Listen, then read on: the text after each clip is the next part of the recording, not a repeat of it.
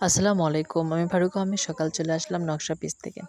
আজকে একটা কথা শেয়ার করব, যেটা হচ্ছে যে প্রত্যেক মানুষেরই ব্যক্তির স্বাধীনতা আছে। যে যেটা করতে পছন্দ করে তাকে সেটা করতে দেওয়া উচিত। আপনার ভেতরে যে প্রতিভাটা আছে সেটা নিয়ে আপনি সামনে এগিয়ে যান।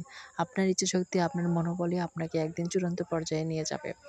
তো একটা কথা না বললেই না, যেটা হচ্ছে যে আমি সমাজে বাস করি, আমি সমাজকে অনেকটাই প্রাধান্য দেই।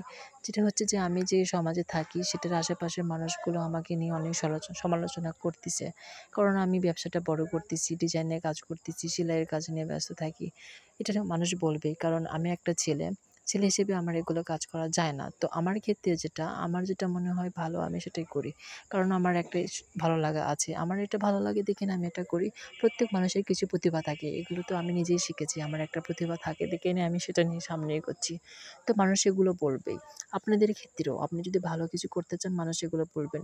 আপনি যদি এগুলো নিয়ে পড়ে থাকেন কিংবা মানুষ কি বলল এগুলো নিয়ে থাকেন, তাহলে আপনি কখনোই সামনে এগোতে পারবেন না। আপনার ইচ্ছাশক্তি, আপনার লক্ষ্য স্থির রেখে আপনি চেষ্টা চালিয়ে যেতে হবে। তাহলে আপনি একদিন না একদিন সফলভাবে একটা কোনো কিছু করতে পারবেন। তো আমার ক্ষেত্রেও এটা।